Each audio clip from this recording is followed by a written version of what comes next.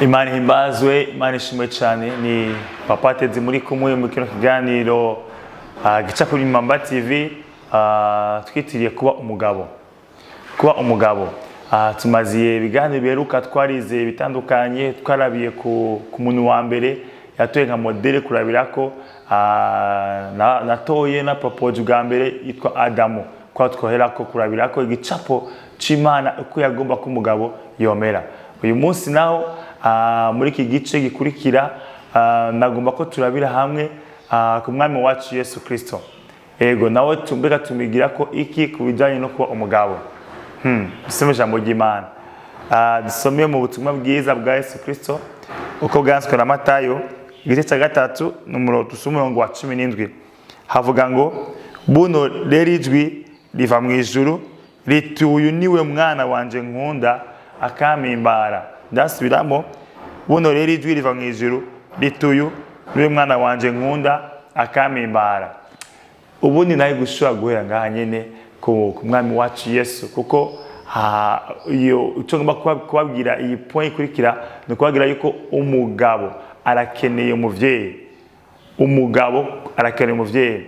Murabona aha twumvishije yuko amakuru musomye hejuru ko nigiye Yesu yaraje kubatizwa na Yohana Umubatizi, hama ijwi rikaca riva mu ijuru rigasemerera rivuga ko uyu niwe mwana wanje nkunda akampimbara. Mbega Yesu yarabikeneye. Mbega Yesu yarakeneye ko ku mugaragaro ijwi rivuga ego canke oya.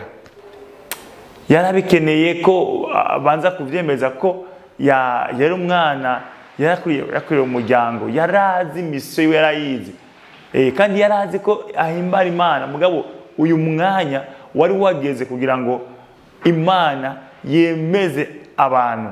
Nibaza cyane ko ahantu hariho hahindukiye imigenderanire hagati y'Imana n'abantu. Deja processus yari itanguye hagati y'Imana n'abantu. Kubera Imana yigeze ihinduka uko yarejo, uko yakora mu isezerano rya kera, uko yagendanye n'intwari za kera, ivyo niyigeze ihinduka Imana.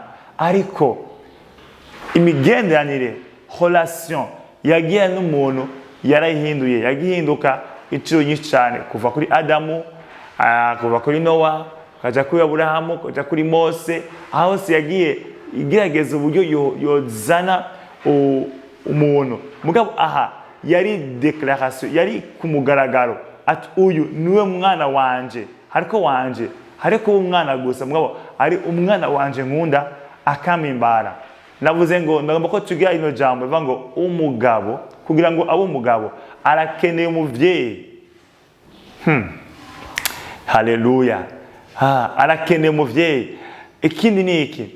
Nuko mu ivuka ryiwe abantu batari batawe cyane bavuga ati uya muvyeyi Bikira Mariya yagize ikibazo, yatwaye inda batazi nyene, kandi yari deja fiancé.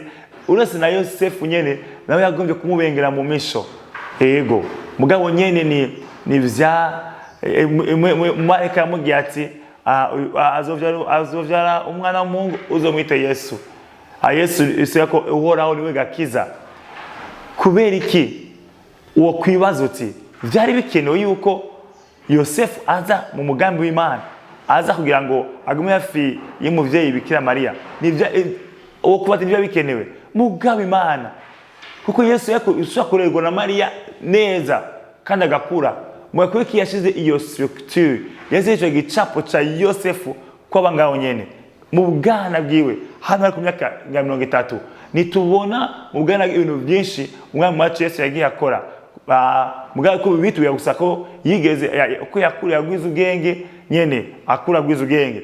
Hanyuma kandi tugira ko bigeze guhunga. Hatuye kandi ku myaka ngahe aja mu rusengero bigarukira ngaho. Muga hano ku myaka 30, kuva ku myaka usagusha ku myaka 30 yari he?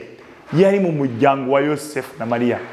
Ariko arigishwa kumburi yaraja kubaza nk'abanzi. yarakorera ibintu bitandukanye, kuramukanya, kuja kuraba umuryango bitandukanye yabikora. Yarigishijwe imico n'akaranga k'abayahudi, yarabizi, yarigishijwe imigenzo. Mugabo uno munsi Imana byabaye ngombwa ko ivuga ku mugaragaro, uyu ni umwana wanje nkunda akamimbara. Ngaruke rero ku ijambo turi kujyo ku mugabo. Mbega tugigira kuki mwami Yesu? Yesu ubwo yaratubwiye yuko nimwagomba gusenga muze musenge muti data wa twese mu ijuru. Iyi dimension ya data abo mu ijuru ryake nibigeze bayironka. Byerekana iki? Nuko umugabo imbere ko abo umugabo abaza kuba umwana w'Imana, hanyuma akabanza kuvuga kabiri, hanyuma akabona guhamagara Imana data. Kera Imana y'ubushobozi, Imana ikiza ingwara, Imana ihambaye, Imana nyene murabona ko igitinyiro cyose. Mugabo ubu unye iyi relation yinduse ni yatuwese ko ni papa n'umwana. Tuganira Imana nka papa, tumaganira n'Imana yacu nka papa. Ufise papa wawe akomeye, kumbe n'umu general, kumbe n'umu deja hano, kumbe n'umutegesi akomeye ahandi hano. Ni ku kazi ageze muhira nuvuga general, nuvuga colonel, nuvuga pastor, uhamagara papa. Kubera iki? Iyo fonction akora iratinse cyane. Mugabo wewe ko ari wewe, iyo migende mufitaniye ni papa wawe. Haleluya. Ino ni dimension abantu benshi badakunze kumenya, bakunze no kwirengagiza gusenga Imana nka papa. Bayisanga Imana ikomeye, Imana itabara, Imana icinzira ataginze nivyo cyane. Mugabo witoze gusenga Imana nka papa mugihe wewe wavuze wa kabiri uri umwana wayo. Wowe nyumviriza urakeneye umuvyeyi. Iyi dimension ya mbere nzanye ni dimension yo kwibutsa yuko papa Imana ari papa wawe. Uko waravuse kose washaka ko wace mu ngorane kumure mu bintu bitasobanutse byinshi mu buzima bwawe, ukuvumenga bavuze ijambo papa iwawe risigura ikintu kibi cyane. Risigura umuntu akwita mama, risigura umuntu akaze, risigura umuntu atitaho umuryango. Ariko nje kubwira dimension ya mbere ya papa wo mu ijuru, papa wa twese arafise uko yagenye ibintu cyo kugenda. Wowe urafise papa, urafise papa wawe. Nubwo papa wawe atagihari, uburi imfuvyi yagiye kuri mutoya, mugabo urafise papa wo mu ijuru agukunda, ahabwira ati wowe uri umwana wanje nkunda kandi akamimbara. Urashaka kumva aya majambo menga aragumye, sino kumva ko jewe ari umuntu yonkunda, hari umuntu yombwira ko ndi umwana wiwe ankunda kandi ndamuhimbara. Ufata umwanya ugasenga, nugoja ayi wawe urusengera cyangwa mu cyumba cyawe kugara ugasenga Imana, ugatekana by'ukuri Imana uri papa yo gwishurira uyijuwo yumva. Kubera iki? Umugabo atarumva yuko akunzwe, atarumva ko afite umupapa yamubwira ati jewe ndagukunda, wowe uri umugabo, wowe uri umushingana, uzova nk'umuntu akomeye cyane, wowe uzova uri inkingi, wowe urashoboye gutunganya ibintu. Uyu muntu yamagomba kwemeza abantu, kwemeza abantu mu vyakora, kwemeza abantu mu bikorwa vyiwe, kwemeza abantu mu mvugo, kwemeza abantu kwikakisha. Umuntu akunzwe, umuntu afise umuvyeyi nakeneye kwikakisha, nakeneye kwemeza abantu. Wowe arabaho gusa. Haleluya. Nibikenewe yuko ni twemeza abantu kuvyo dukora. Ico turi nico gituma dukora neza. Ibikorwa vyawe kwemeza abantu sivyo kana kuri umugabo, ako icuri uyinde we bwa mbere uri umwana w'Imana, urafise papa wawe mu ijuru agukunda. Baho rero nkuko ijambo ry'Imana ribitubwira. Dimension igira kabiri niye ya papa bo mu isi. Umuntu wese umupapa urakeneye navuze ko ari umwana amuka umugabo. Iyi ni principe y'Imana cyo ducamo nuvuka uri umugabo. Ni ibintu ukwe kwegeranya kumenya ama responsibility imico kama kwiye kumenya. Kubera ko Yosefu Imana yamugiye yita izina, kuko kwita izina ni responsibility, ni uruhare rukomeye rw'umuvyeyi. Ni si kwita izina, ni destiny, ni kugira ngo umuntu uratanze inzira ku buzima bwiwe.